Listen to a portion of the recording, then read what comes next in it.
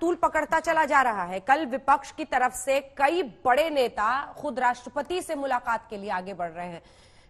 कैसे आपकी सरकार इसको हैंडल कर रही है, क्या स्ट्रैटेजी है?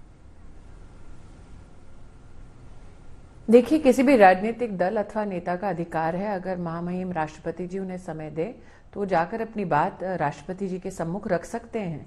लेकिन मूलभूत विषय क्या है? मूलभूत विषय ये है कि विपक्षीय दल जो भारत के संविधान की मर्यादा में भारत की जनता का वोट पाकर सरकार बनाने में असमर्थ रहे, आज वो हंगामा कर रहे हैं ताकि भारत जो प्रगति पथ पर चल पड़ा है उस पर वो अंकुश लगा सके। आज आपके चैनल के माध्यम से देश भर में आपने लगभग सभी विपक्षी दलों के कार्यकर्ताओं ने जिस प्रकार से हुड़दंग मचाया, जिस प्रकार से उन्होंने कानून व्यवस्था को कहीं ना कहीं ध्वस्त करने का दुस्साहस किया, उसका चित्र आपने स्वयं दिखाया है।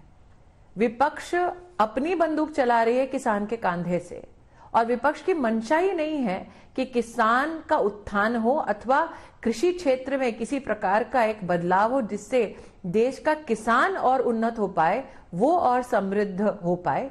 ये विपक्ष की मंशा है ही नहीं, क्योंकि आपने जो अपने ओपनिंग स्टेटमेंट्स में दृश्य दिखाए कि किस प्रकार से कांग्रेस पार्टी हो, चाहे वो एनसीपी के नेता हो, चाहे वो डीएमके के नेता हो, इन सब लोगों ने यूपीए के कार्यकाल में बार बार इस बात का उल्लेख किया कि कृषि क्षेत्र में रिफॉर्म की जरूरत है।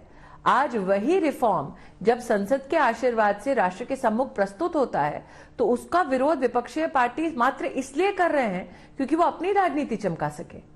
लेकिन अगर आपकी सरकार किसानों से बात करके उनको समझाने में सफल रहती तो आज का ये दिन ही नहीं देखना पड़ता। अंजना जी, आप स्वयं इस बात की गवाह हैं कि जब इस बिल को पारित किया गया तब विशेषतः पंजाब प्रदेश में कांग्रेस की सरकार ने लिखित में आदेश दिया था कि इस एजिटेशन को एडमिनिस्ट्रेशन लीड करे। वो अपने आप में पहला संकेत पूरे देश को मिल गया था कि इस एजिटेशन का एक पॉलिटिकल रुख है जिसको ये पॉलिटिकल पार्टीज छिपाना चाहती हैं।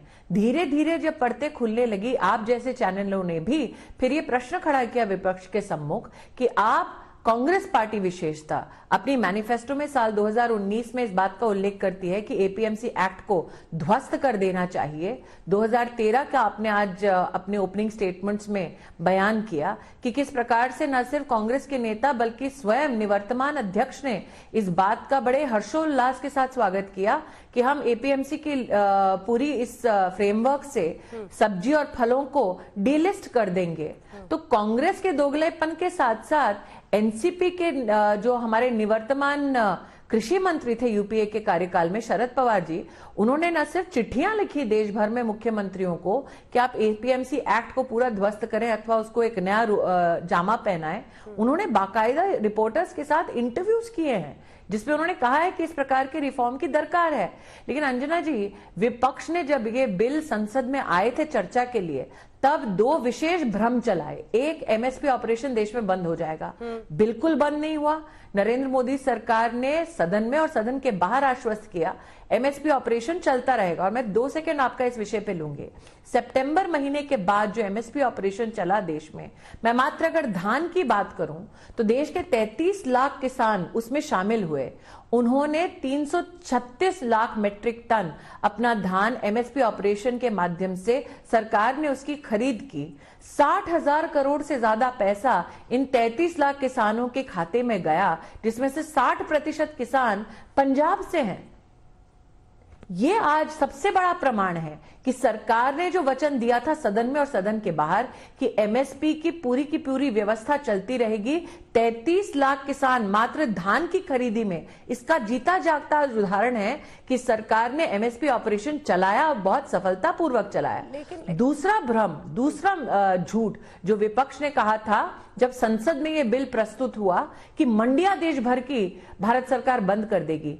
भारत सरकार ने एपीएमसी एक्ट को हाथ तक नहीं लगाया।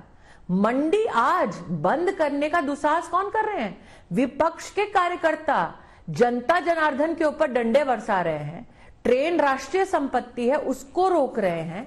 ये कारनामे विपक्ष के आज आपके चैनल के माध्यम से ही तो देश भर में प्रस्तुत हो रहे हैं। लेकिन असल चुनौती तो किसानों को समझाने की है ना स्मृति जी, वो चुनौती है, क्योंकि किसान अभी भी दिल्ली के बॉर्डर पर किसान डटे वार्ता हुए के हैं। माध्यम से अंजना जी, विश्वास क्यों नहीं कर रहे? वो जब खुद पीएम ने कहा है किसान कि एमएसपी वार्ता कोई के- नहीं हटा रहा, मंडी कोई नहीं हटा सकता। मैं तो कहती हूं अंजना जी, बातों से आगे बढ़ के प्रमाणित कर दिया अब धरातल पर। एक मंडियां चल रही हैं, एक भी मंडी बंद नहीं की भारत सरकार ने। दूसरा, एमएसपी के ऑपरेशन का अभी आपको मैंने मात्र धान की दृष्टि से ही हिसाब दिया है। तीसरा अंजना जी, नरेंद्र मोदी की सरकार ने किसान के मांग के आधार पर नहीं, स्वेच्छा से किसान सम्मान निधि की शुरुआत की। किसी किसान ने देश के नरेंद्र मोदी से ये नहीं कहा था कि आप 6,000 रुपए सालाना 10 साल के लिए मुहैया कराइए। मोदी जी ने स्वयं इस व्यवस्था को किसानों के लिए खड़ी की। आज 1.5 साल के अंतराल में अंजना जी 14 करोड़ किसानों के बैंक के खाते में 93,000 करोड़ से ज्यादा की राशि जा चुकी है। सब ये मानकर चले थे जब विपक्ष की सरकार थी कि अगर किसान को खाद लेनी है, लाइन में खड़ा होना है, तो निश्चित रूप से लाठीचार्ज होता है। वो नजारा किसानों ने नरेंद्र मोदी के कार्यकाल में नहीं देखा है। नीम कोटेड यूरिया के संदर्भ में आपके ही चैनल के माध्यम से कई बार कार्यक्रम किए गए हैं। विपक्ष नहीं चाहता कि सुचारू रूप से कृषि उत्थान के लिए सरकार अग्रसर रहे।